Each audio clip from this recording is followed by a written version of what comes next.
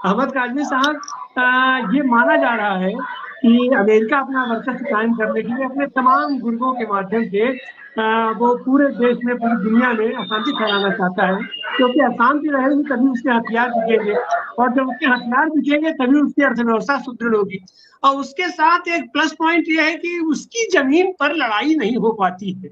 जिस दिन उसकी धरती पर लड़ाई होना शुरू हो जाए तो उसी दिन हमारे अंदाज से उसका युद्ध के प्रति जो उसका लगाव है, प्रेम है, शायद उसका खत्म हो जाए। लेकिन विश्व युद्ध की स्थिति क्या बनेगी? अब तो सब लोग कह रहे हैं कि विश्व युद्ध होने का मतलब है कि परमाणु अपना परमाणु युद्ध हो जाना और दुनिया तहस नहस हो जाए। लेकिन एक चीज और भी इस बीच आई है कि हम जानते हैं कि इसराइल इस बीच साइबर के माने में बहुत ज्यादा एडवांस हो चुका है। तो विश्व युद्ध में परमाणु बमों का, परमाणु अस्त्रों का प्रयोग भले थोड़ी देर के लिए रोक दिया जाए, अगर साइबर युद्ध हो जाता है और तो फिर हमारे पास ईरान जैसा देश या जहां कहीं भी हो चाहे तो आज की तारीख में उसके पास टेक्नोलॉजी है कि पूरा इलेक्ट्रॉनिक सारे उपकरणों को तो 1 मिनट में ध्वस्त कर सकता है। तो ऐसी हालत में जो सिचुएशन सिनारियो बन रहा है, और खास करके ईरान और इजराइल के बीच में बन रहा है, और फिर दुनिया का इक्वेशन जिस तरीके से बन रहा है, तो क्या उसमें ऐसा लग रहा है कि वो क्या तीसरे विश्व युद्ध हमको दस्तक दे रहा है? अहमद काजी साहब, थैंक यू वेरी मच, आपने मुझे बुलाया अपने कार्यक्रम में। मैं आपको बताऊं कि आपके सवाल में कुछ नैरेटिव में शायद मुझे कमी महसूस हो रही है। वो आप ये समझ रहे हैं कि इजराइल के पास टेक्नोलॉजी ज़्यादा अच्छी है, आप ये समझ रहे हैं कि ईरान के पास साइबर वॉर के लिए इंतज़ाम ज़्यादा अच्छा है, आप ये समझ रहे हैं कि उनके पास साइंसदान ज़्यादा हैं। मैं आपको बताऊं 2011-12 में और उससे पहले भी ईरान इस काबिल हो चुका था कि वो अमेरिका और इजराइल के ड्रोन्स को हैक करके ज़मीन पर उतार करके उसकी नुमाइश भी लगा सके आज़ादी स्क्वायर पर तेहरान में। इसके अलावा आपको याद होगा सितंबर या जून 2019 में जो अमेरिका का ग्लोबल हॉक, जो सबसे बड़ा महंगा और सबसे बड़ा जो उनका ड्रोन था जिसको ईरान ने गिराया था, उसके बाद उसके मलबे की रिवर्स इंजीनियरिंग करके तेहरान में साइंटिस्ट्स ने यह कह दिया था कि अब के बाद ग्लोबल हॉक दुनिया में कोई कहीं भी मूव करेगा वो हमारी निगरानी में है, हमारी नजर में है। तो और इस वक्त जिस किस्म के हथियार अभी तक डिस्प्ले किए गए हैं वैसे उससे कहीं ज्यादा हथियार उनके पास हैं। अब मैं आपको एक बात और थोड़ी सी मिसाल के तौर पे बताता हूं। एक तो साइबर वॉर में ईरान भी बराबर की टक्कर देता रहता है। अगर पूरे साल उनकी खबरों पर नजर रखी जाए तो कई बार ऐसा हुआ है जेरूसलम के सीसीटीवी कैमरे हैक किए हैं ईरान ने या ईरान के सपोर्टर्स ने। उसके अलावा और भी वहां का बिजली का सिस्टम, कभी पेट्रोल सप्लाई का सिस्टम, वो भी हैक किया है। उन्होंने ये बता दिया कि हमारे पास भी दिमाग वाले लोग, समझदार लोग, साइंटिस्ट हैं।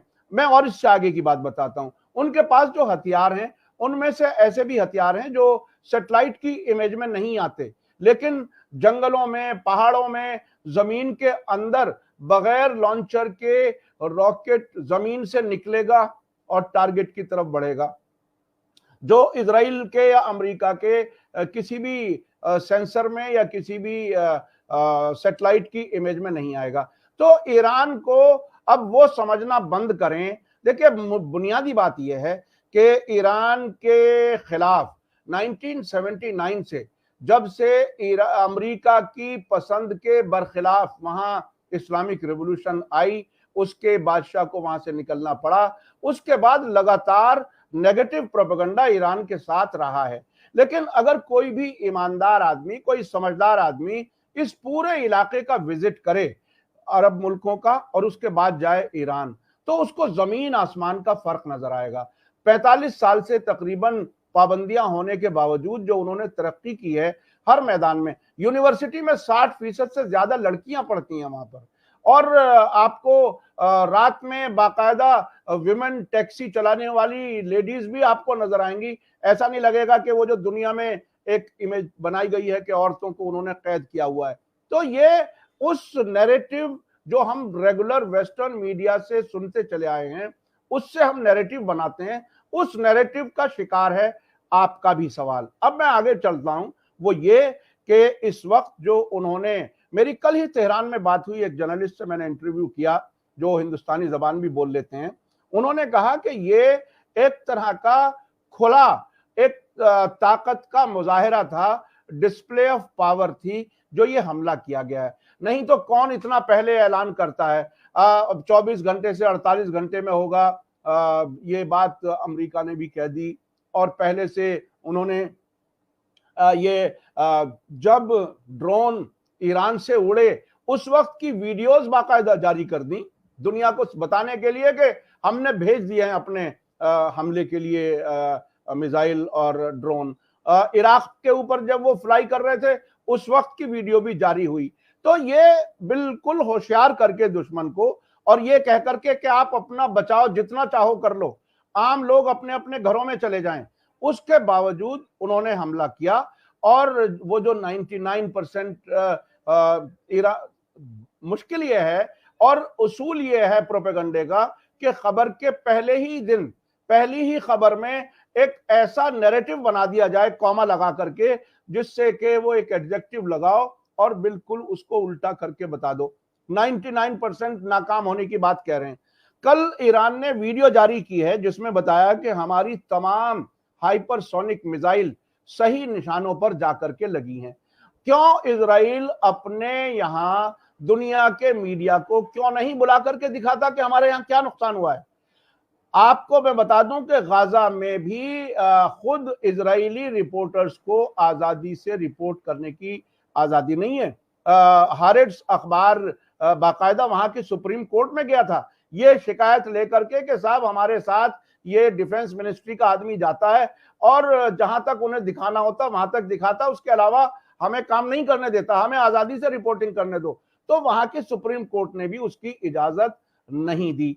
अभी मैं आपको बताऊं, जंग शुरू होने के बाद तकरीबन 2 महीने के बाद एक खबर आई थी इजरायली मीडिया में ही, जिसमें कहा गया था कि तकरीबन 4,70,000 इजरायली मुल्क छोड़ करके जा चुके हैं, जिनके वापस आने की कोई गारंटी नहीं है। उसके बाद वो स्टैटिस्टिक्स भी आने बंद हो गए। अभी जब हमारी आपकी बात हो रही है, वहां कोई एक त्योहार है जो मैं अभी फौरी तौर पर नाम नहीं ले पा रहा, वो त्योहार है, उसके बहाने लोग वेकेशंस के बहाने पासपोर्ट ले रहे हैं और एयरपोर्ट पहुंच रहे हैं। तो इस तरह के माहौल में अच्छा दूसरी बात जो मैं आपको बताऊं, दूसरी तरफ हमास हो या हिजबुल्लाह हो या जिहाद इस्लामी जिसे फिलिस्तीनी इस्लामिक जिहाद कहा जाता है, उन लोगों में अगर कोई मरता है तो लोग उनके घर वालों को मुबारकबाद देते हैं शहीद होने की, और यहां फौजी छुट्टी पर जाता है तो डांस करता हुआ जाता है, बिल्कुल ये बताता हुआ कि जान बच्ची तो लाखों पाए, जिसे कहते हैं ना वो बुद्धू घर को आए। तो उस तरह से वो फौजी वापस जाते हैं। और अभी 3-4 दिन पहले की खबर है, इस्माइल हानिया के 3 बेटे, 4 या 5 पोते पोतियों का जब मारे गए, उस खबर को जिस वक्त उन्हें बताया गया दोहा में, जबकि वो एक अस्पताल का दौरा कर रहे थे, उन्हें उनके असिस्टेंट ने कॉरिडोर में अस्पताल की रुक करके बताया कि सही ये खबर आई है। मैंने खुद ये वीडियो देखी, आप लोगों ने भी देखी होगी हो सकता है। उस वीडियो में मुश्किल से 4-5 सेकंड के लिए वो आदमी रुकता है और एक कोई दुआ पढ़ता है कि उनको भगवान शांति दे या जो भी आप कहें, वो करके, और अपने जिस प्रोग्राम से वो निकले थे, फिलिस्तीनी जो जख्मी लोगों का इलाज वहां पर हो रहा है उनको देखने के लिए, उन्होंने अपने असिस्टेंट से कहा कि चलिए आगे आगे बढ़िए, उस अपने प्रोग्राम से आगे बढ़िए। यानी जो आदमी और वो ये कहता है, बाद में जब स्टेटमेंट आया कि मेरे बेटे मेरे पोते ये जो भी हैं, ये उन 30,000 से ज्यादा कीमती खून नहीं है इनका। दूसरी बात, इजराइल इस वक्त हमारे बेटों को मार करके ये सोचता है कि हम अपनी शर्तों में कमजोर पड़ जाएंगे, वो उसकी गलतफहमी है। तो जहां ये विल पावर हो, मुझे याद आता है 1997 में हिजबुल्लाह के लीडर हसन नसरुल्लाह के बेटे, जब तक साउथ लेबनान में इजरायली फौजें मौजूद थी, उस वक्त हादी नाम का उनका एक नौजवान बेटा मारा गया था। उस जनाजे पर खड़े होकर के उन्होंने ये बात कही, बेटे थैंक यू वेरी मच, मैं अब से पहले किसी शहीद के घर जाता था पुरसे के लिए, अपनी सांत्वना जाहिर करने के लिए, तो मुझे शर्मिंदगी होती थी कि मेरे घर से कोई शहीद नहीं गया। आज तुमने शहीद होकर के मेरी इज्जत बचा ली, मुझे इस ह्यूमिलिएशन से बचा लिया। इस नजरिए और दूसरे उस नजरिए के बीच में जो फौजी छुट्टी लेके जाता है और वो खुश होता है, डांस करता है, इन दोनों के बीच में क्या कोई बराबरी हो सकती है? ये दुनिया को समझने की जरूरत है। मुश्किल ये रही है कि ईरान पर नेगेटिव प्रोपेगेंडे का पर्दा डाले रखा है 45 साल तक। अब ईरान को जिस शक्ल में अब दुनिया देख रही है, अब अंदाज हो रहा है कि आखिर ईरान ने कितनी तरक्की कर ली है। अगर कंपेयर किया जाए ईस्टर्न यूरोप से लेकर के इंडिया तक और आगे बढ़ तक भी इस 45 साल में जितनी उसने तरक्की की है, हर मैदान में उतनी तरक्की किसी मुल्क ने नहीं की है। हमारे यहाँ भारत ने भी नहीं की है, मैं यकीन से कह सकता हूं। ईमानदारी से आंकड़ों पर नजर रखें और समझें आजाद रहने का मजा क्या है और किसी का गुलाम रहने का मजा क्या है। ये जो अरब मुल्क हैं जहां इजराइल के हक में वहां की सरकारें हैं, वहां की अवाम इजरायली प्रोडक्ट्स का बायकॉट कर रही हैं, वहां ऐसे ऐसे बिलबोर्ड लगे हुए नजर आ रहे हैं जिसमें लिखा हुआ है कि क्या आज आपने एक फिलिस्तीनी का कत्ल किया, यानी अगर आपने इजरायली प्रोडक्ट खरीदी तो आपने इजरायली के फिलिस्तीनी के कत्ल में हिस्सेदार आप बने। वहां इस इमोशन के साथ इजराइल के खिलाफ लोग खड़े हुए हैं। हुकूमतों का रास्ता अमेरिका का दिखाया हुआ है, लेकिन अवाम उनके साथ खड़े हुए हैं। यहां भी तब्दीलियां आ सकती हैं इस जंग के आखिर तक। चीजें ऑब्जेक्टिविटी के साथ अगर देखी जाएं, वो चश्मा ना लगाया जाए कि अमेरिकन और वेस्टर्न मीडिया जो कह रहा है हमारा तो दिल चाहता हम उसी पर यकीन करें, तो ठीक है यकीन करें, ऐसे ही सरप्राइजेस के लिए तैयार रहें। मैं समझता हूं इसके आगे अगर कोई और सवाल होगा तो मैं बात करूंगा।